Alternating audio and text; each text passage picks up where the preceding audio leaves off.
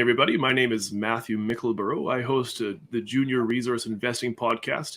I'm excited to have a few companies in here with me today. We're going to be discussing the Shebandowan Greenstone Belt. The Shebandowan Greenstone Belt, or SGB, stretches roughly from the mining-centric city of Thunder Bay on the northern shores of Lake Superior, several hundred kilometers to the west-southwest. Precious and base metals exploration and production has been conducted for well over a century in the region, as old mines exploited the low-hanging fruit of high-grade gold systems found within the SGB. This is unsurprising, as greenstone belts around the world are legendary for their gold systems. One such example is the famously prolific Abitibi Greenstone Belt that straddles the Quebec-Ontario border and has produced over 200 million ounces of gold from 124 mines in its history. In contrast, however, the Shebandowan Greenstone Belt, despite its ideal jurisdiction, located as it is near excellent supply centers for material and workforce, and highways and power lines running through it, remains relatively underexplored. Today, though, there are a number of junior companies in the region looking to explore above and below ground to gain mastery of this greenstone belt and finally, fully understand the economic potential of these rocks. Joining us today are executives from 3 of these companies who will lead a conversation around the potential of the SGB and then discuss their respective companies' past and future efforts to unlock the potential of the region. Joining us is Peter Flindell, the VP of Exploration from Goldshore Resources, Wes Hansen, President and CEO of Thunder Gold, formerly White Metal Resources, and Michael Thompson, President and CEO of Kessel Run Resources. All 3 of these companies operate within just a few kilometers of each other within the SGB.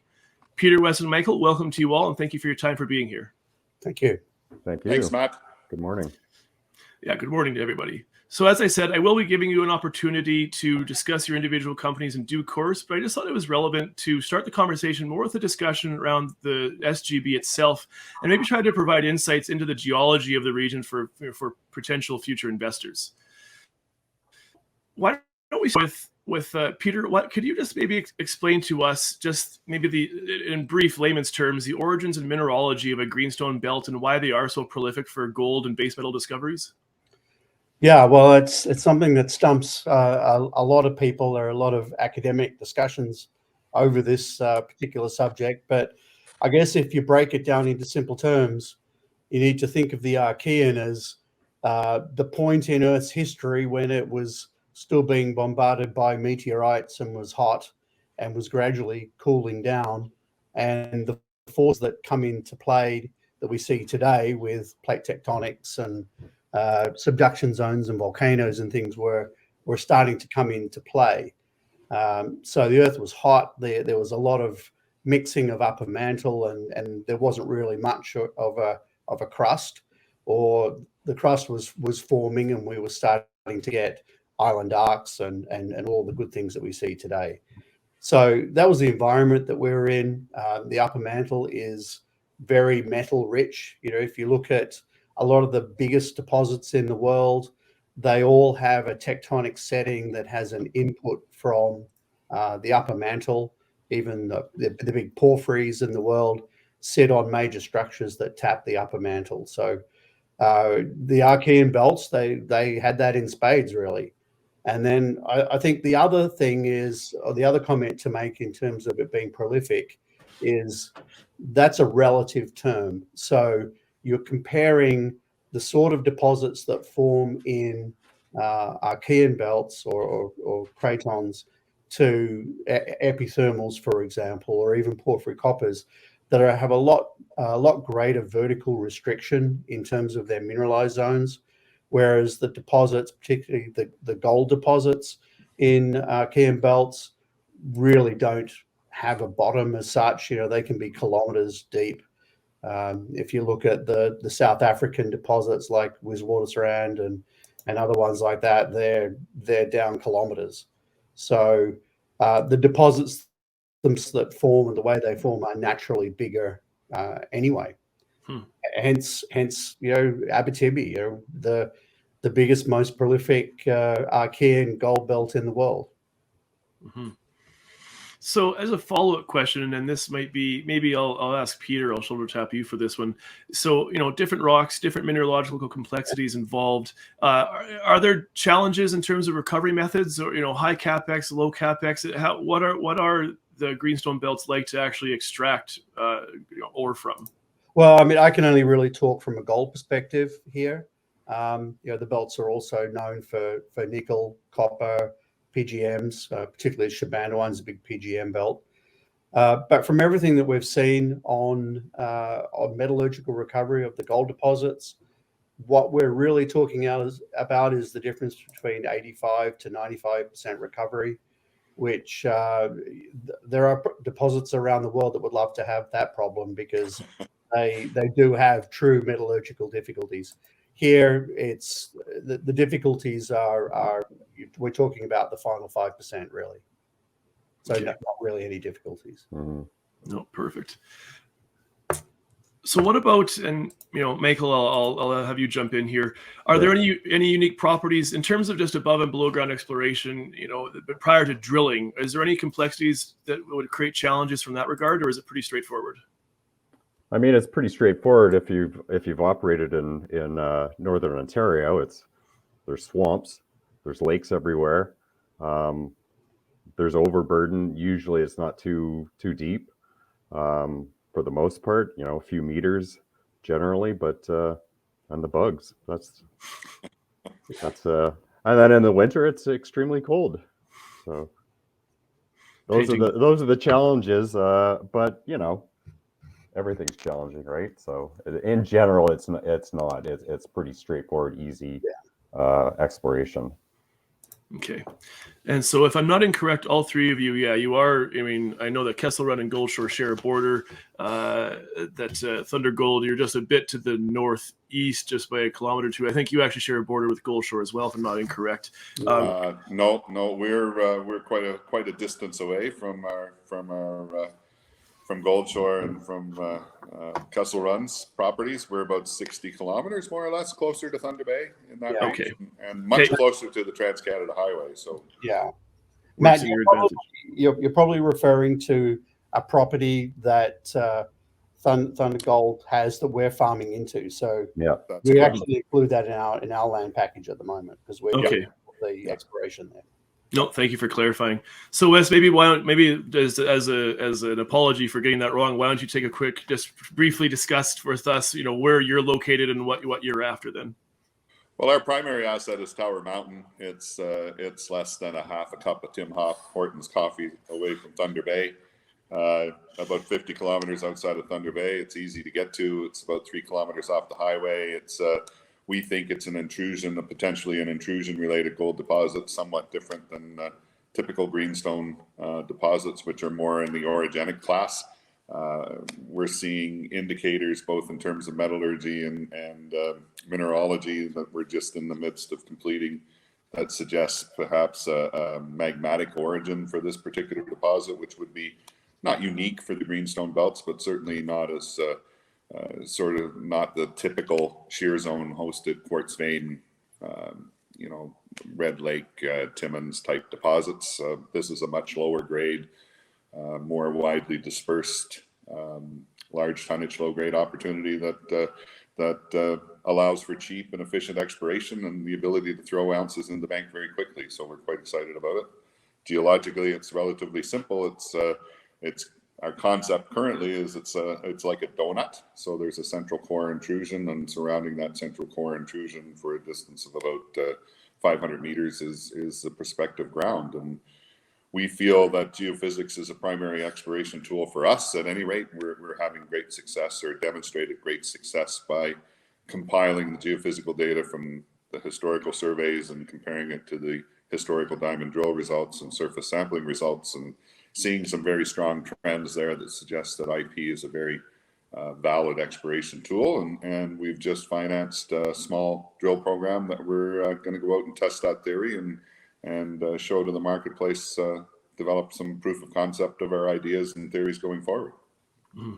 Thank you for that. And so all three of you, if I can just maybe summarize this briefly, is that, you talk about the correlation between surface sampling and geophys and et cetera. All three of you gents would be, those are strong. You can say that those are strong correlations that you can build an exploration thesis around. Absolutely. Okay. Yeah, absolutely. Yeah. That's the job, right? I mean, you got to take as many clues. This is a hard business. This is this is a challenging business at the best of times. So you've got to use as many sources of information as possible to try to unravel the mystery of the rock. And as a geologist, I mean, that's all the fun. This is, to be frank, this is the most fun I've had as a geologist since I stopped being a real geologist working in the field. This going back and crawling through this data set and trying to understand it and squeeze out the mysteries. It's like a murder mystery, but with a reward at the end. Excellent. Love the analogy. Yeah. Why don't we, Michael, I'll ask you this. Let's just transition. So, we have an understanding where geologically it's predictable that this is something that can be extracted in an economic fashion, lower CapEx, nothing too expensive for anybody here. So let's just, let's step above ground maybe, and then look at this region as a jurisdiction, right? And so infrastructurally, and Wes, you referenced this, but yeah, Michael, I'll have you maybe lead us off here. Can you just explain why are there so many advantages for the Shebandowan? Why are there so many advantages to being here jurisdictionally? Well, I mean, as Wes said, it's close to Thunder Bay. I mean, we can, drive to Wes's property in a few minutes, essentially. To Gold Shores and Kesselrun's project, it's an hour and a half tops. You got the Trans-Canada Highway running basically right at the top of the Greenstone belt. Major transmission line that's currently about to be upgraded, a multi-billion-dollar upgrade, which is great for increasing the infrastructure and that for eventual mining, right? So, what's that? And you've got a rail line. A rail line, yeah, exactly. That runs pretty much parallel to the highway. So, it's a mining town. Thunder Bay is a mining town. Good support, good people. University, yeah. Right. College. Yeah. Excellent. Yeah. So, lots of benefits. I mean, all of these things help us as explorers reduce our average discovery cost, and eventually, if we're fortunate enough to become developers, we're going to be on the lower decile in terms of our development costs for these projects as well. So, we're not dependent on taxpayer largesse to move our projects forward. I would add from a build perspective, and that's probably the biggest challenge for the bigger deposits like ours is they can be capital intensive if you scale it at the large size. Obviously our goal is to break that up into a couple of phases and have a cheaper capex at the beginning. But regardless, you've got to build mills and you've got to move trucks in and diggers, excavators, and having the port right at Thunder Bay just makes that so much easier and cheaper to mobilize and build. Good point. Yeah. Well stated. It seems a lot like real estate. Location matters, right? And your proximity to these things are so critically important to the economics of it, right? Yeah. So why don't we? And I know that Michael, you had touched on this earlier with your description of the wonderful description of the bugs that are to be enjoyed there. But maybe Peter, I'll ask you to step in here just because you're kind of, Gold Shores kind of straddling that development exploration line. Could you discuss the ecological complexities, in terms of where you are and what does the terrain look like and what challenges does it present in terms of actually taking this forward? Yeah, I wouldn't say complexities. Canada has a very strict sort of legal requirement for permitting of the projects. There's a very good reason for that. There are a lot of uses of the land, a lot of users of the land, and everybody needs to be respected, and everybody's needs need to be met.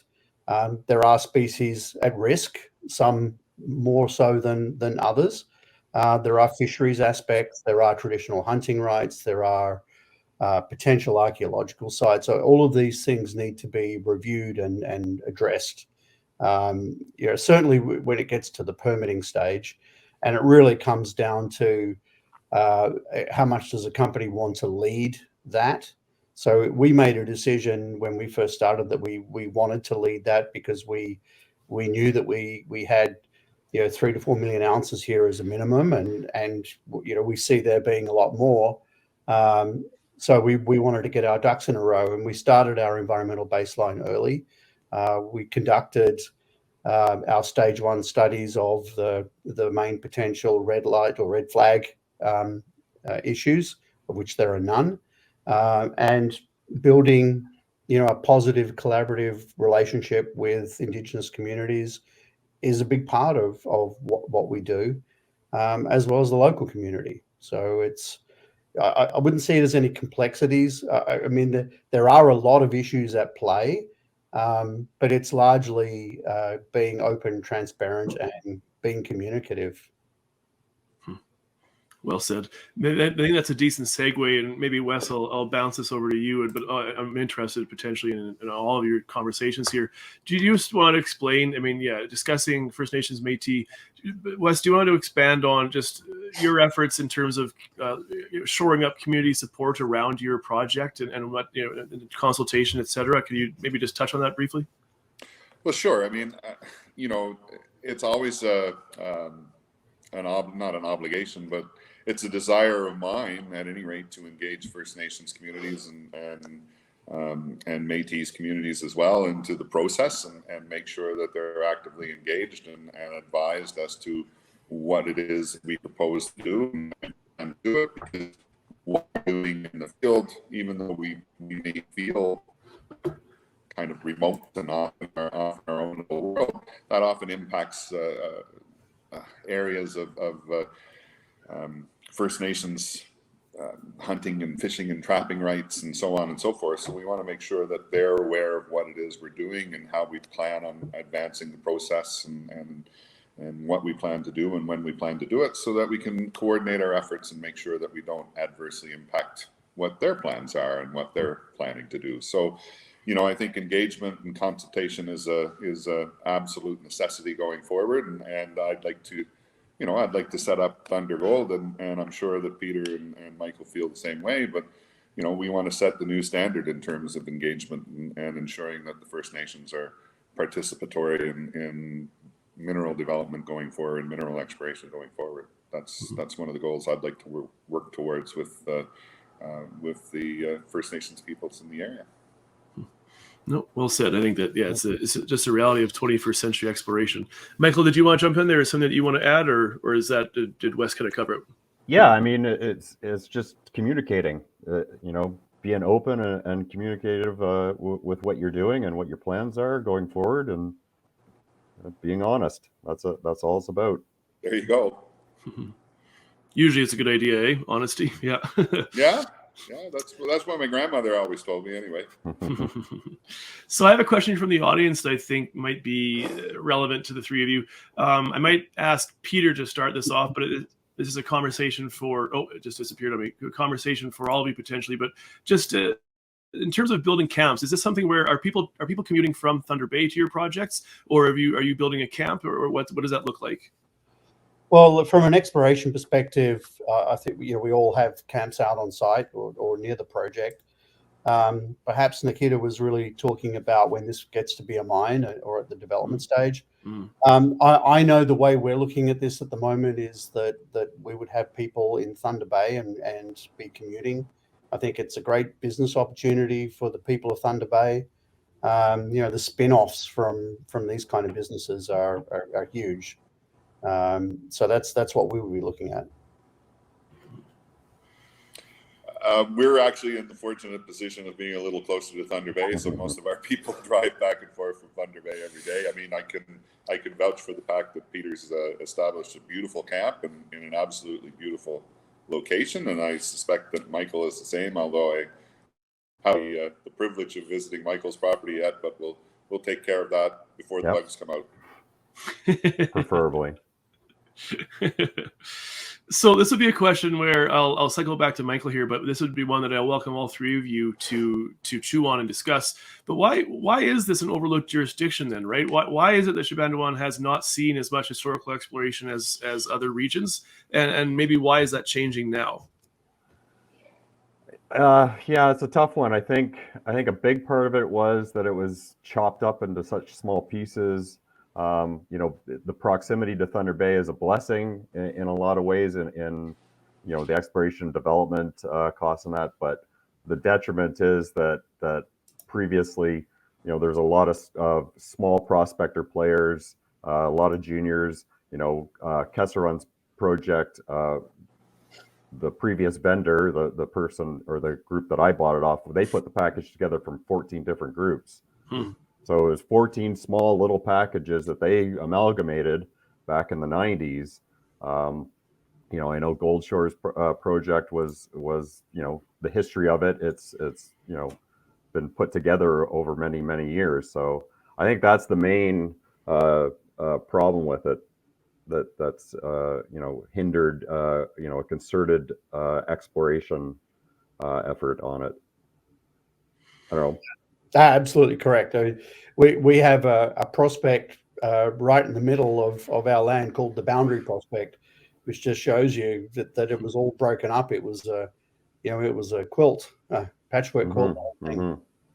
Yeah, and we all face the same challenge. But I also think that a lot of the early exploration in the district was focused on a different type of target than perhaps what the three of us are looking for, and Right. More of the classic Red Lake type high grade gold vein type systems that offer spectacular results, but are difficult to stitch together in any continuity in order to make a tonnage sufficient size that you can go ahead with mine development. So I think our focus certainly with Thunder Gold is developing this large tonnage low grade opportunity and taking advantage of what nature actually put in the ground, and that's what our focus is going forward, is trying to evaluate that large tonnage low grade opportunity. I think it's a point well made, right? That consolidation from disparate prospecting tiny packages into larger economic 21st century style exploration that requires that economies of scale or of size, right? So I think that's a point well made. We're going to take a half step back here. Another good question, just for clarification here. Paul from the audience is asking, he's asking about permitting. And obviously Ontario, I think that, Peter, you referenced this, that, Canada has very stringent, but usually fairly predictable permitting processes. But he's just wondering, are there permitting issues in that area that are different from the rest of Canada, or what, maybe a general walkthrough on what that process looks like? Well, yeah, there's all sorts of permits. From a project development perspective, so to take it from an exploration project to a mine is the biggest permitting prospect or biggest challenge. So you have, depending on the scale of the operation, it can be a provincial permit or a federal permit. The limit's 5,000 ton a day operation, and so people obviously look to see if they can scale it at a level that requires provincial approval only. But at the end of the day, the processes are very similar, and it's really about, as I said earlier, ensuring that the users and the uses of the land are all being protected, all the rights are protected, that every possible option has been looked at to ensure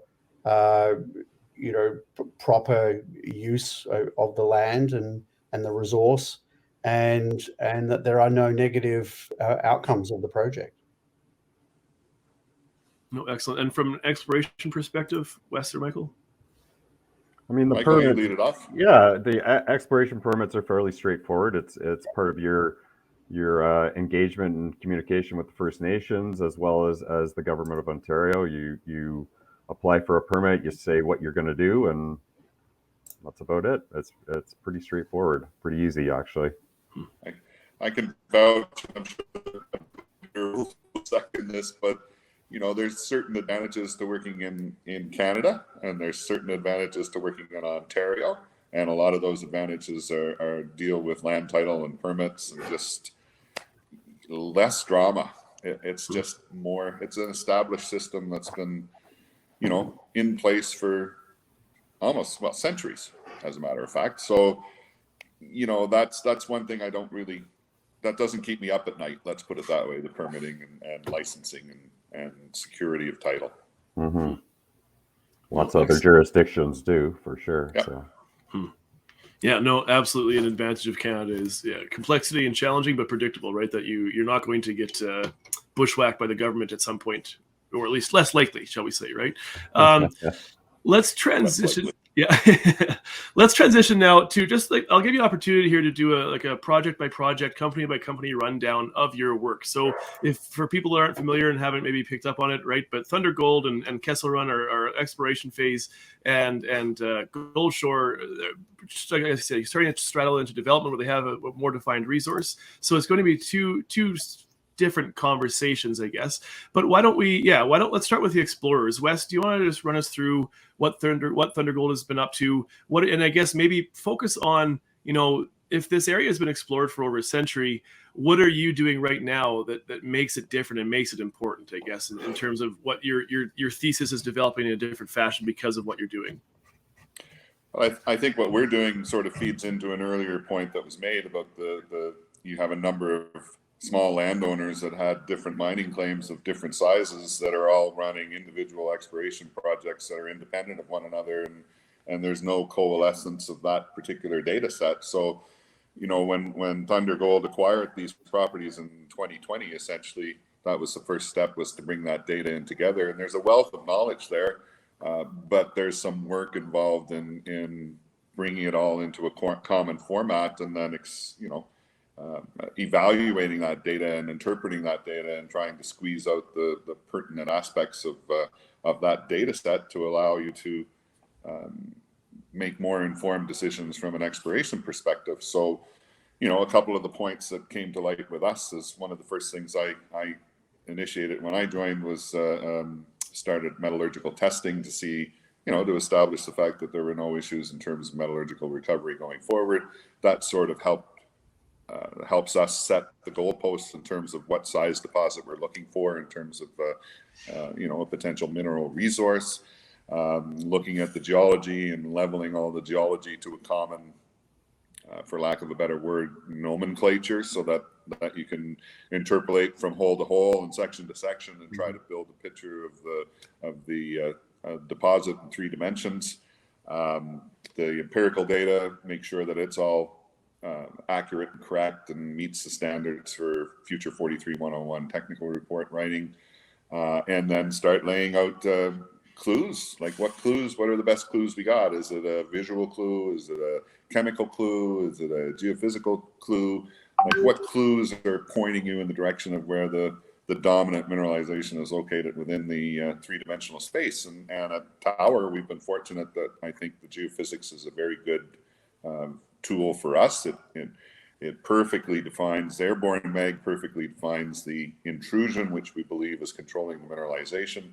The mineralization sort of sits around that intrusion, surrounds it in a halo-like environment. So you've got 500 meters of prospective ground that surrounds this intrusion, and we've only looked at maybe 20% of that in terms of the historical work that's been done.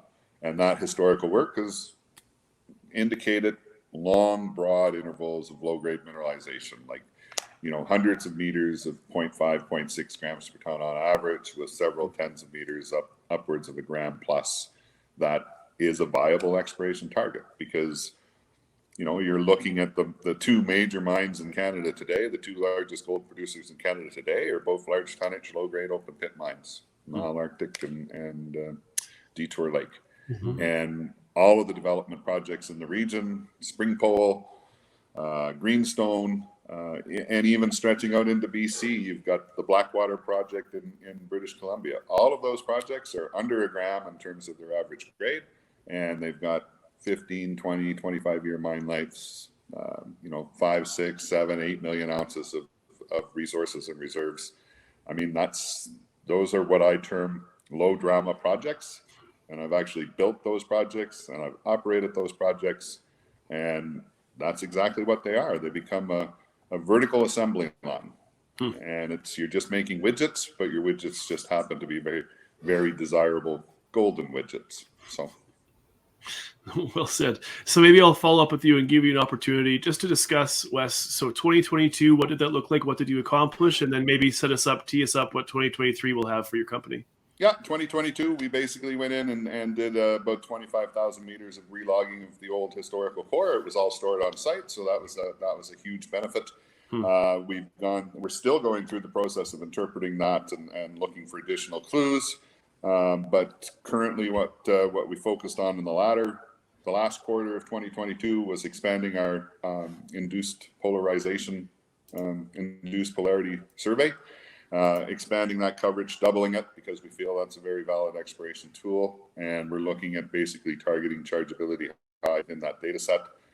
So we've expanded it to the northeast and south of the intrusion that we believe is controlling the gold. That's currently being interpolated by Abitibi Geophysics in Quebec, and we're expecting to have additional targets to drill coming from them in the next coming weeks. We start our drill program next week on Monday, so it's quite an exciting time for us. We're getting everything ready. We've got about 8 drill sites already located, targeting a high chargeable response that was not previously drilled by the historical drilling. So that's a great situation. This target is 600-700 meters in length and a couple of 100 meters across, and it's virgin territory, and it's the highest chargeable response that we have in the existing data set. And the information to date sort of suggests opportunities for enhanced grade within that high chargeable response. And that's because all of the drill holes that have been drilled historically sort of are on the peripheral edge of that chargeable response. And it's a premium exploration target that we're looking forward to releasing results as good, if not better, as to the historical results that we've been releasing for the last couple of years. So. Excellent. And this is a follow-up from the audience here, which I'll ask all three of you as we go through your turns here. But just one quick follow-up here for you, Wes, is Eric's asking, any NSRs or other royalties attached to your property? There are NSRs. I mean, you can't acquire land now from landholders without giving an NSR, but you know, they're more or less industry standard type NSR deals, 2% with a buyback option for a certain amount of cash. So yeah, perfect. Onerous. No, pretty bog standard. Yeah, good. And so then we'll switch over to Michael. Do you want to run us through just what your company's been up to? Well, and again, kind of framing it around this idea that Shebandowan is underutilized. What are you doing differently than previous developers or previous explorers to prove Kessel Run has prospective land or has something down there worth exploring? Yeah, I mean, so we've got an old historic mine. There's a historic resource on the project. The mine produced about 30,000 ounces back in the 30s. So when we acquired the project in 2016, you know, the bulk of the data was still paper. So that was a good indication of you know, as Wes said, nobody had really taken the big, you know, looking at the big picture and really synthesized the data. So we spent the first couple of years, you know, getting boots on the ground and you know, really trying to figure out what was going on, and you know, ground truthing and digitizing all the data, build a proper 3D model of the underground workings, and that you know, really taking a scientific approach. We were one of the first UAV mag surveys done in the province back in 2017. A little test one from a university student at Queen's. So yeah, so you know, we kicked off the drilling in 2020. Did a little 3,000 meter program, hit some very good results. 20,000 meters in 2021 and 13,000 meters last year. So right now we're, you know, we just got the data from geophysical survey, MAG and NUTEM, same survey that Pete did on his property to very good success. So we you know, saw his success on that and decided to mimic it. And so we're building our model and digesting the results and looking at the geophysics and getting ready for 23, where, you know, we've had great success in expanding all the zones we've been drilling. You know, these zones that when we got the property were, you know, 100 meters by 100 meters tops. So we've expanded, you know, the Fisher zone to 600 meters down to 250 meters. We've got the McKellar zones, you know, we're quite excited about. It's out to 1,200 meters now. We still got, you know, kilometers of strike length that's you know, relatively unexplored. You know, I think there's one drill hole, and that's it for kilometers. So there's still a lot of virgin ground out there, a lot of work to do. But yeah, we've had great success the last couple of years in you know, expanding all these zones and showing its potential. Excellent. And then Peter, hand it off to you. Same question. Where have you been and where are you going? Well, yeah. So the Gold Shore property, or Moss Lake, really is what it's called. It was originally explored in the 80s and the 90s by Noranda, and then was broken up and explored by a number of smaller companies and individuals. Back in about 2015, I think it was, Westone pulled all of the land together and gradually consolidated a land package, and built, did a review of the Moss Lake resource, and it's a large, low-grade project. 80 million tons at 1.1 was the original resource back in the day, based on a sort of a reasonable but not detailed understanding of the geology, and a lot of selective sampling, no complete sampling of any drill holes.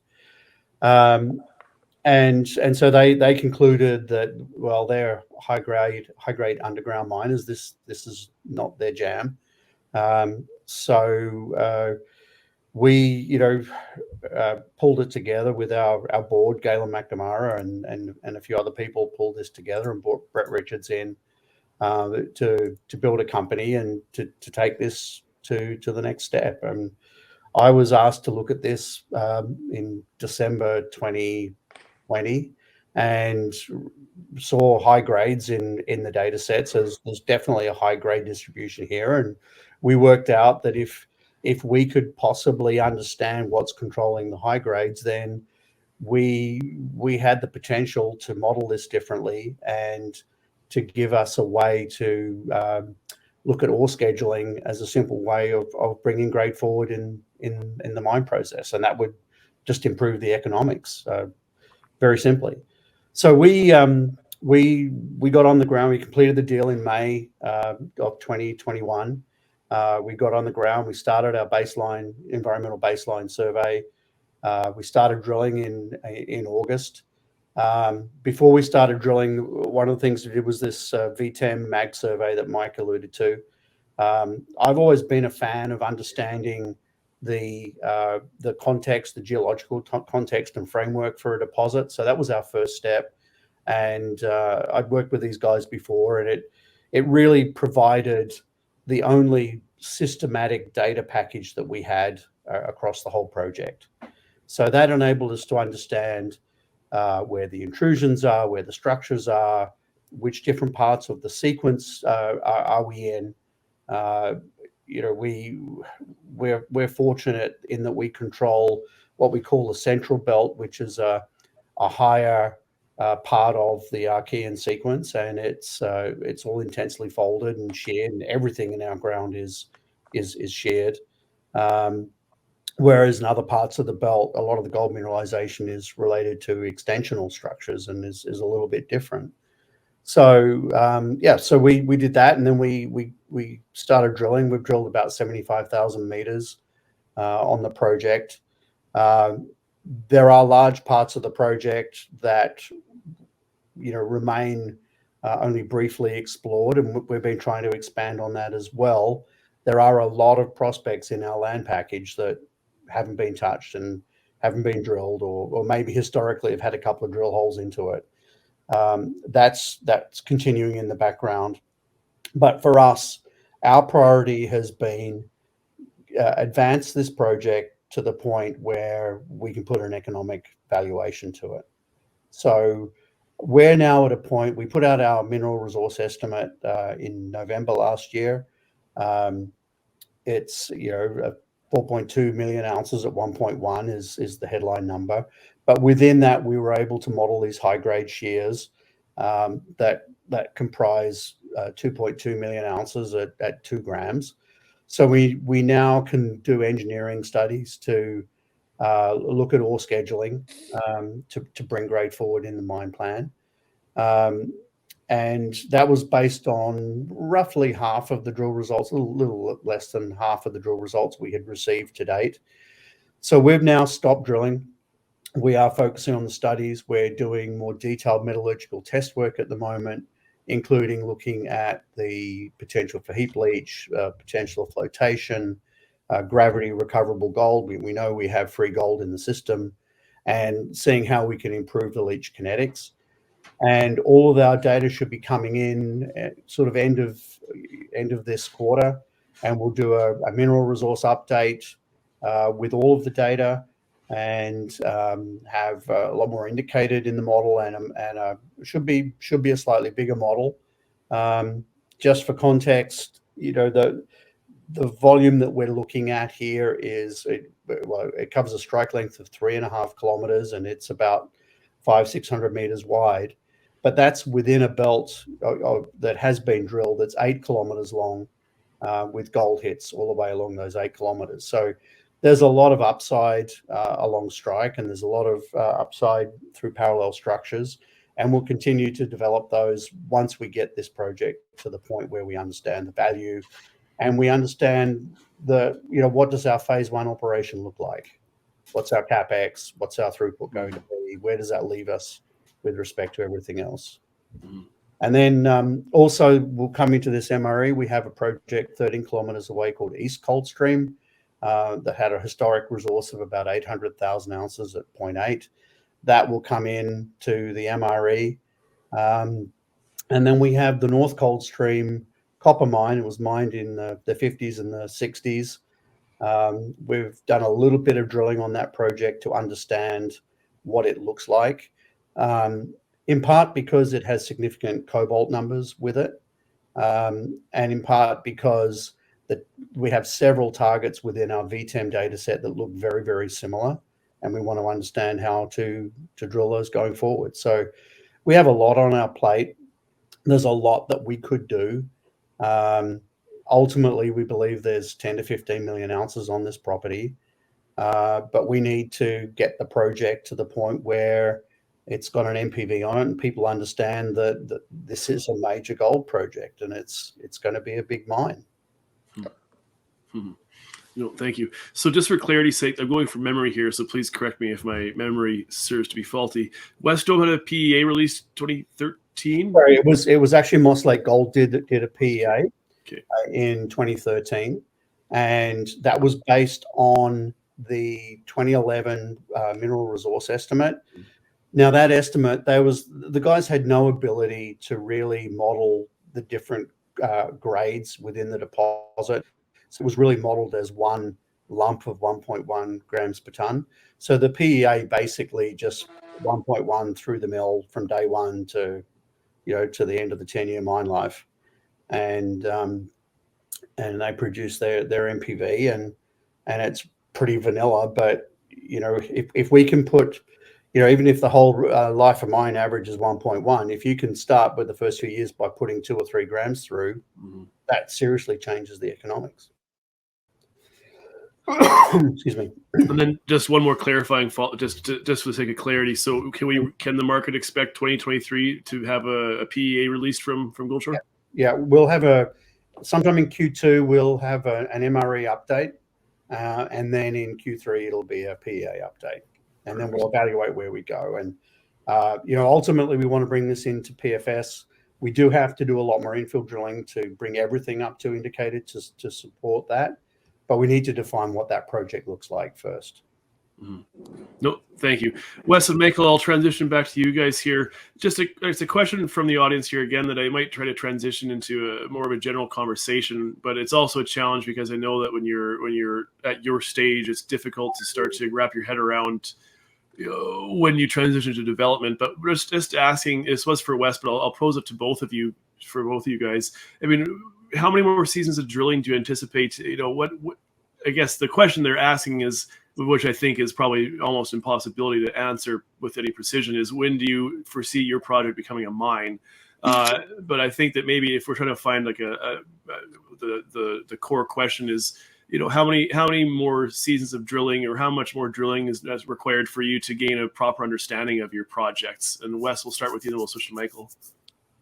Well, that's actually relatively easy to answer in some respects. I mean, large tonnage, low grade deposits, there's a lot of There's a lot of comparables out there in Ontario, and I mean, let's look at the two that are closest to us right now, which are Greenstone and Springpole, and both of them have over 180,000 meters of diamond drilling.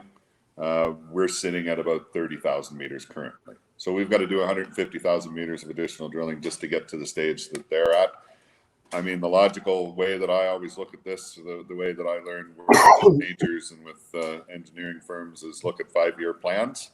So we're looking at a 5-year plan, probably ending up in year 5 with a proven and probable resource of some size, hopefully on the north of 5 million ounces, with about 5 million ounces of measured and indicated resources, and at least a pre-feasibility level, if not a feasibility level. That's a tall order, and really, without being overly without oversimplifying the case, we need money to do that. We need investors who are behind the story, who believe in the story, who believe in the Shebandowan camp, who see the opportunity and want to share in that upside with us. You're looking at probably an exploration investment just in diamond drilling and technical studies alone of north of $50 million. So that's my job, is go out and find $50 million, drill 150,000 meters of drilling, and demonstrate a resource of, around the 10 million ounce mark. And that's our goal, and that's we're taking the first step in that starting next week. Perfect. Michael? Yeah, I mean, we're actually fairly similar. We've drilled just shy of 36,000 meters since 2020. So using the 150 to 200,000 meter ballpark, yeah, we've got a ways to go. We're barely scratching the surface, getting started. And then this is one more here, and then I'll bring it back around for you. You guys will have an opportunity here for final thoughts, just to close us off here. But classic question: do any of you actually anticipate building it yourself? Obviously, you'd have to bring in different personnel, different skill sets, right? But I mean, is that something that you are interested in, or is this you're going to be hoping that you can just prove up a nice little resource and sell to the highest bidder and kind of move on down the dusty trail? Well, I guess, look, from our perspective, we believe that there's a bigger, there's a detour size project here. That's a project that Goldshaw's not looking to build right now. But within that, there is a smaller, higher grade project that Goldshaw can build. If we can get something that's in the capex of sort of 300 million range, that's a project we can build. We've done it. Brett and I built a project in Malaysia, in Indonesia, in Burkina Faso. With those numbers, we're quite comfortable doing that. And my feeling is, you need to be working towards building a project. Whether you get bought out and sell it at the end of the day, we're here to make mines. It's like Wes said earlier. There's two kinds of rocks: those that make money and those that don't. So. From my perspective, I mean, I've built 7 mines and operated dozens more, and it's hard. It's difficult. It takes a lot of time and the right team and a lot of money and a lot of dedication. I think you've got to go towards that path. I think that's your obligation in order to maximize value for shareholders, is to try to demonstrate to the market what it is you have, and you have to go through the various engineering studies and exploration work to demonstrate that potential. Selling it to a major, when you get an offer from a major, if you're fortunate enough to get one, that you're getting a fair offer and your shareholders' rights are protected. Mm-hmm. That's our job. Yep, you got to move the project forward and create shareholder value, and you do the studies that are necessary. You bring on the people that can execute. I'm an exploration geologist. As we start moving the project forward, we'll bring on other management that has expertise in different areas. Yep. No, well said. Yeah, whether you do or don't, you have to act as if you are. Yeah, no, point well made. So, like I said, we'll finish off here. I'll just give each of you an opportunity. Just anything that you want to touch on that wasn't touched on, or anything you want us to let us know here. And so, Michael, Wes, and then we'll end with Peter. So, Michael, is there anything that you want to? What are your final thoughts here for us? Well, I think it's a belt that is going to garner a lot of attention in a rising gold sector. It's underexplored. It's got tremendous potential. I think all of us are starting to show that potential. Gold Shore is moving the ball forward quite well. Kessel Run, I'm a firm believer that project's got good legs, and from what I've seen with Wes's project as well.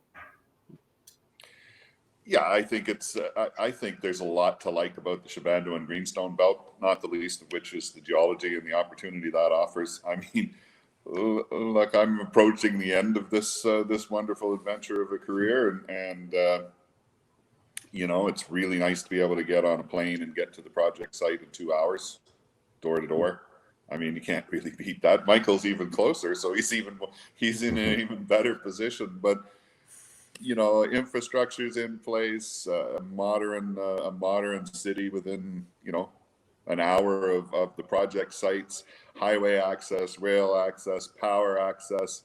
All of that basically means you're in the lower quartile in terms of your discovery cost per ounce, and you're going to be in the lower quartile in terms of your development cost per ounce, and you're going to be in the lower quartile in terms of your production cost per ounce, which means more profit, which means more value, which means everybody goes home happy at the end of the day. Yeah, well said. I can't really add much more to that except to say I love the project so much. I love the potential so much. I've moved my family to Thunder Bay and become a Canadian taxpayer. I'm sorry to hear that. That's commitment.